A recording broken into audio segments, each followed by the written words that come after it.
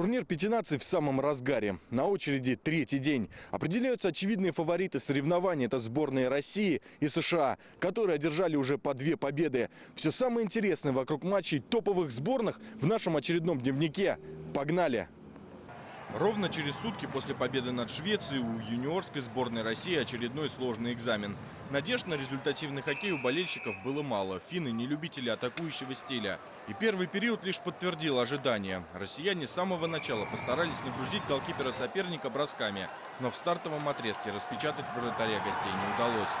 Все тренеры говорят сначала оборона, а потом уже надо играть в атаке. Если ты не умеешь обороняться, то в атаке будут проблемы у тебя.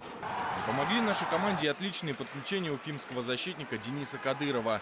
Игрок обороны раз за разом старался сыграть поглубже. Такие действия местного воспитанника не мог не оценить Андрей Зюзин, который в этот вечер находился на трибунах Уфа-арены.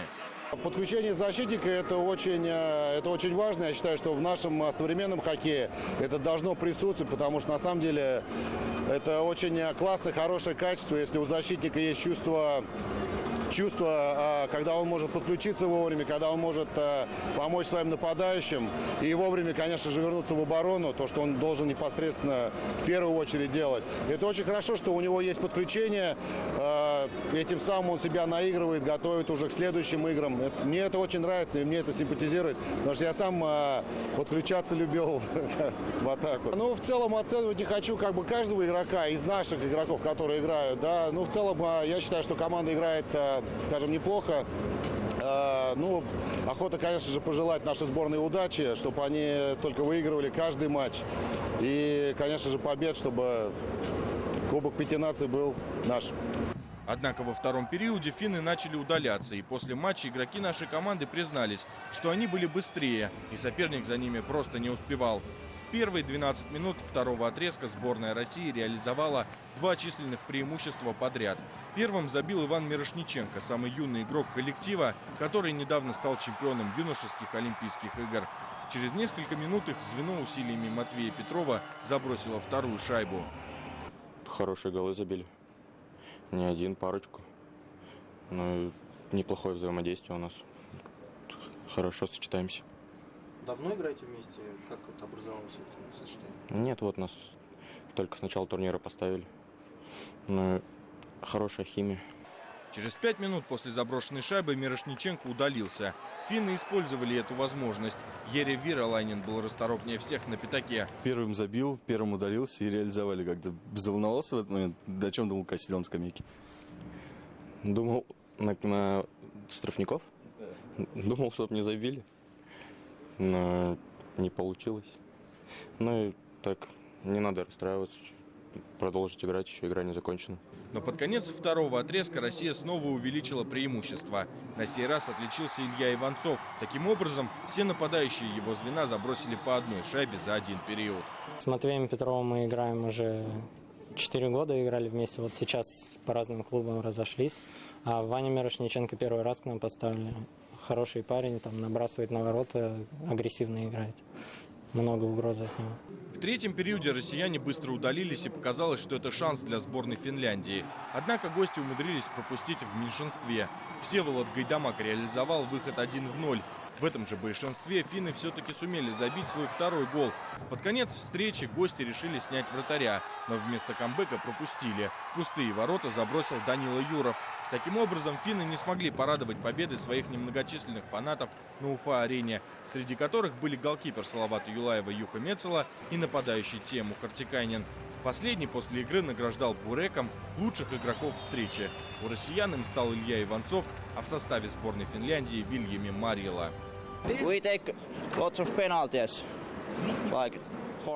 У нас было слишком много удалений. Проиграли, но соперник был сильным. Для дебютного матча неплохо. В отличие от дневной встречи, матч между сборной России и Финляндии собрал больше 4000 человек. На трибунах можно было увидеть и бывшего главного тренера Салавата Юлаева, воспитанника башкирского хоккея Анатолия Емелина. Анатолий Анатольевич, такой турнир «Пяти наций» в Уфе, насколько знаковое и важное событие для нашего города, для республики, для нашего хоккея. Конечно, это знаковое событие, потому что Уфа – хоккейный город, и поэтому большое спасибо руководству, что они приняли этот турнир. Я, как узнал, сразу приехал. Мне очень нравится здесь игра команд, особенно нравится наша и американцы. Но вообще, как оцените игру, может быть, наших игроков? Вот 23-26, Скоропад, Кадыров. И вообще, вот Да, в этом... Мне сказали про них, я за ними смотрю, да, неплохие мальчишки. Я думаю, что будущее у них будет. На таком уровне, насколько важно вообще принимать участие в международных стартах, это придает уверенности, может быть, какого-то большего опыта наверняка. Но опыт, любой турнир дает опыт, поэтому я думаю, что да, так и есть. Со своего опыта международного, как считаете, вот этот турнир поможет как-то игрокам в плане становления?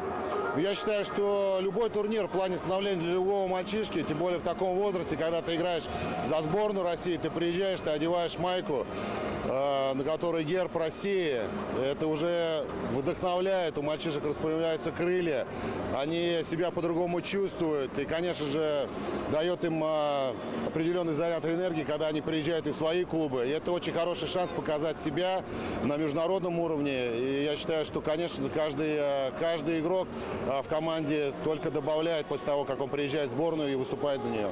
На третий день уфимского турнира россиянам дали выходной, и сборная решила отметить командным мероприятием, где лучше всего отдохнуть, когда тебе 16. Конечно, в кинотеатре. Я не так часто хожу в кино, но если предоставляется такая возможность, то просто смотрю в афише оценки, какие ставят люди, и на более высокую оценку иду. Вот до этого последний фильм какой посмотрели именно в кинотеатре, если вспомните?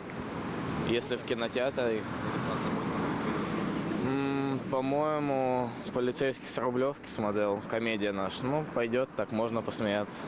Кинотеатр находится совсем рядом с гостиницей, где живет команда. Поэтому добирались до места хоккеиста пешком. Вот так красную машину можно было встретить, просто прогуливаясь по улице Ленина. Я вообще киноман, я люблю все. Любой фильм, который выходит, могу на него сходить, если зацепит чем-то или понравится. Ну, больше, конечно, так предпочтение немножко отдаю комедиям и каким-нибудь там и фантастике. Ну вот если вспомнить последнее, что до этого вы именно в кинотеатре посмотрели. «Не идеальный мужчина». Ну и как вам Егор Крид? В полном. Понравился. Для просмотра выбрали фильм «Плохие парни навсегда». Это уже третья часть франшизы о полицейских из Майами. Первая вышла в 1995 году, а вторая в 2003, когда и родилось большинство игроков этой команды. У меня приоритет к фильмам ужаса. Я хожу практически на каждые фильмы. Мне не нравится. На остальное, в принципе, не люблю ходить. Ну, то есть смотрю только фильм ужасов. Есть какой-то любимый фильм ужасов, который запомнился прям? Наверное, «Последнее проклятие Аннабель». Последняя часть. Ну, а так, это самый любимый, который я прям пересмотрел 3 раза. Что вы думаете вот о таких комедийных боевиках, на которые идете сегодня? Ну, комедийные фильмы мне не очень нравятся, а так, боевики я тоже на них ходил. «Плохие парни», я смотрел трейлер, мне вроде понравился, и люди отзываются о нем неплохо. Понравился ли фильм хоккеистам, узнаем уже в матче против чехов, как и то, кто в этом матче исполнит роль плохих парней. Швеция и Чехия в очной встрече пытались избежать участи главного неудачника турнира. Шведы после 2 минимальных поражений были максимально настроены на этот раз победить. У чехов тоже не было проблем с мотивацией после крупного фиаско США на старте турнира. Тренерский штаб чехов дал шанс вновь проявить себя вратарю Суханаку, пропустившему 6 шайб в игре с американцами. Шведы, напротив, выпустили свежего голкипера Маркуса Бренмана. По традиции на этом турнире в матчах с участием шведов забивается немного голов.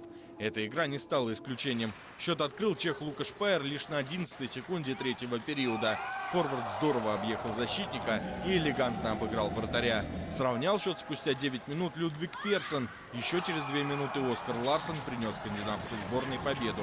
Интересно, что в матче с США у шведов забивали те же игроки и в том же порядке. Стабильность – вот что отличает шведскую команду. А вот чехов пока лихорадит.